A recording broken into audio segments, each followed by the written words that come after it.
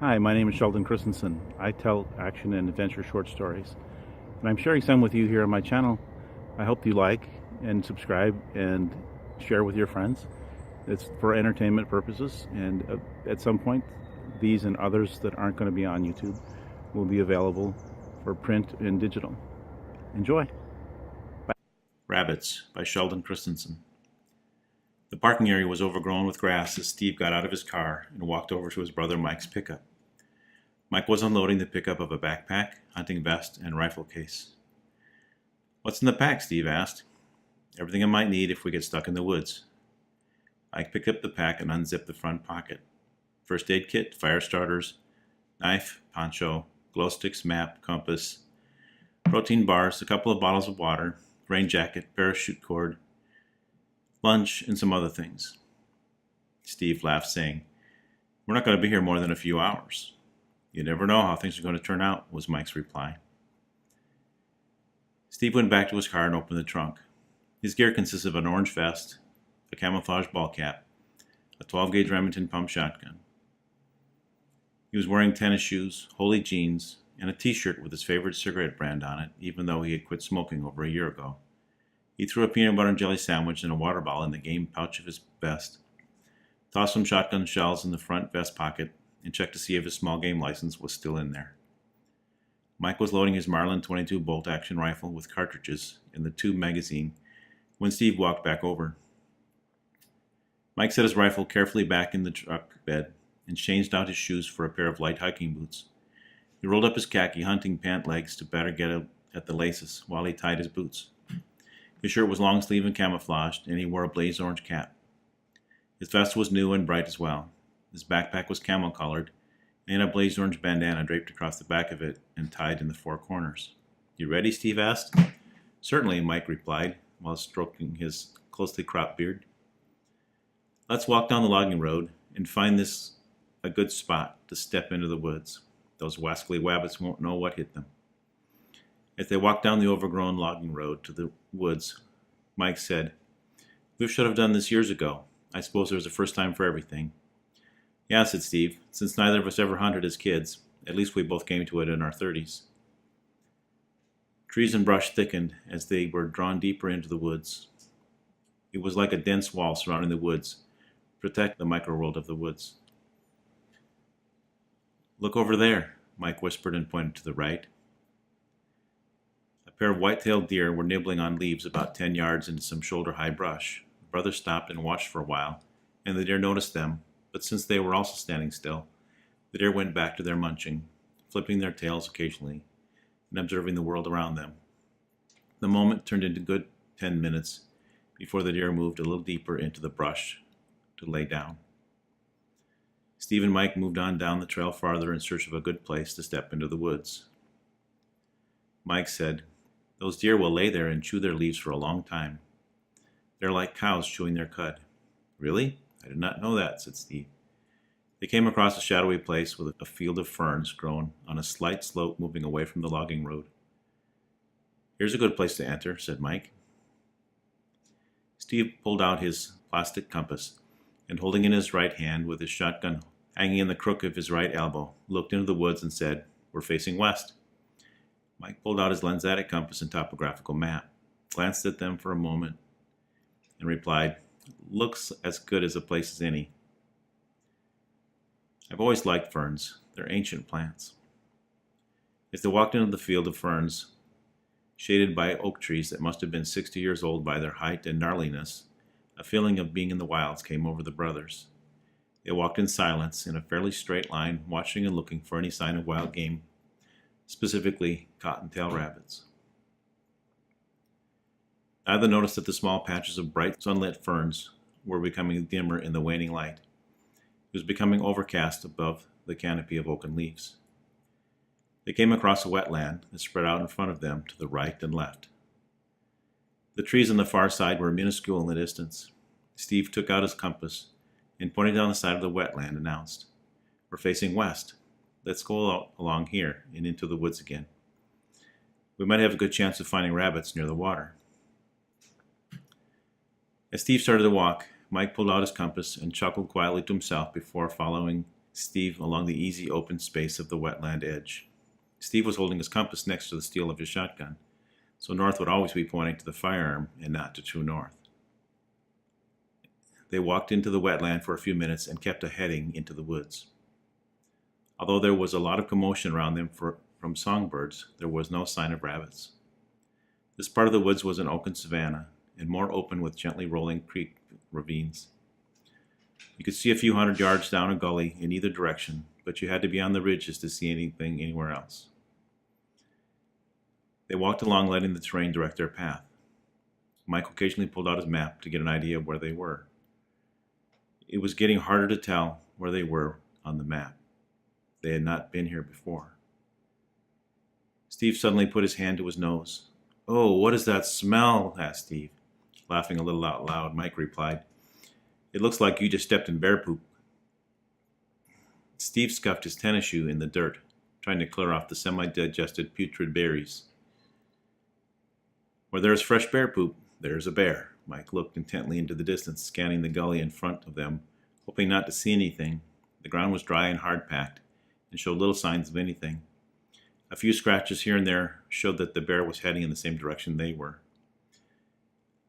"Let's go up here and see what we can see," said Mike, pointing up to the left. Steve scraped his shoe with a stick and remained where he was. Mike pulled a pair of binoculars out of his pack and scanned the area. Sure enough, there was a thick black bear slowly moving away from them, far down the gully. Mike waved his hand towards himself, beckoning Steve to join him as he began to edge into the next valley and lower out of sight from the bear. Steve joined him at the rise, and Mike pointed at the bear. Nothing needed to be said. Mike led them into the gully and across two more. "Nothing like coming across a bear in the woods when we have only birdshot and 22 cartridges," Mike said quietly as they stopped to regroup.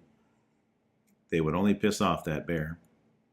Neither of them noticed until now that it had started to rain gently through the oak canopy. Turning his map with the compass as the guide, Mike looked intensely around at their surroundings and back of the map. "Do you have any idea where we are?" Mike asked. Steve looked around. "We came west, so we only have to go east to get back to the logging road." Pulling out his compass once again, he held it next to the steel of his shotgun. Mike stepped over and said, "Let me hold that for a minute." Steve's compass spun around and for the first time that day pointed directly north. The implications of what Mike was showing him struck Steve hard in the gut. He knew he had no idea where they were or how to get back. "It's getting dark," said Steve. "We better get moving. I don't want to be out here if it starts to rain hard." Just as Mike handed the shotgun back to Steve, the raindrops became bigger. Soon they were getting more frequent as well. Mike again stuffed his hand into his backpack and pulled out a rain poncho and a rain jacket that were compressed into small zip-locking bags. He tossed the poncho to Steve and said, "You better put that on now before you get too wet. If we don't pick up our trail back to the parking area, we may have to set up camp for the night. It's going to be a sunset in an hour," Mike said with resolve. "That doesn't sound like anything I want to do," Steve replied. "I prefer to camp in a hotel room with a hot shower in the morning." They traveled east for another 10 minutes until they could hear water flowing through the trees.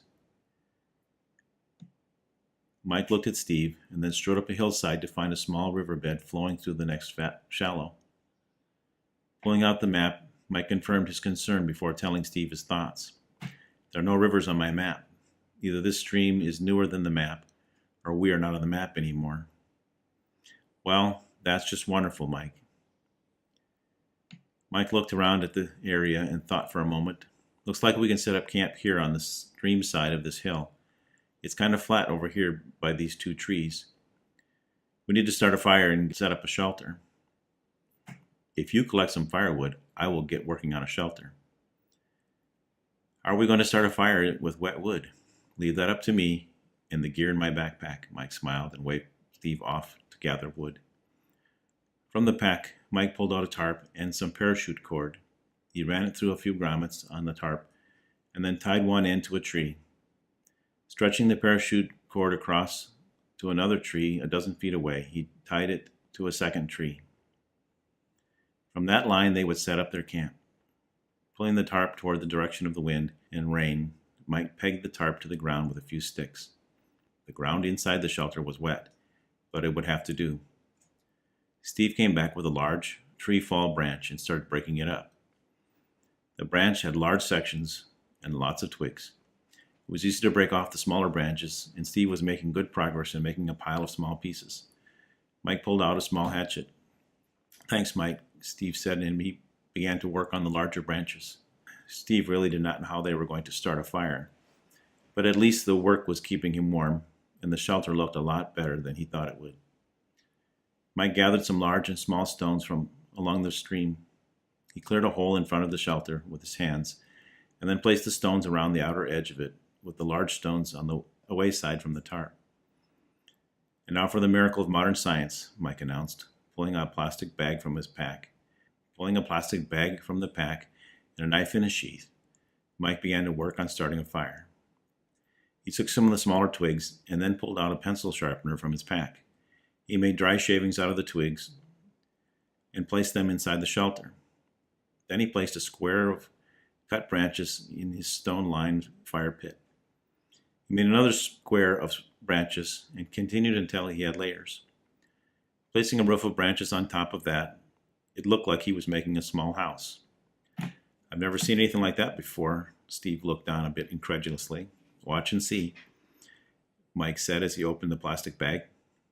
From it, Mike pulled a misshapen, slimy gray clump, leaving most of the contents still in the bag.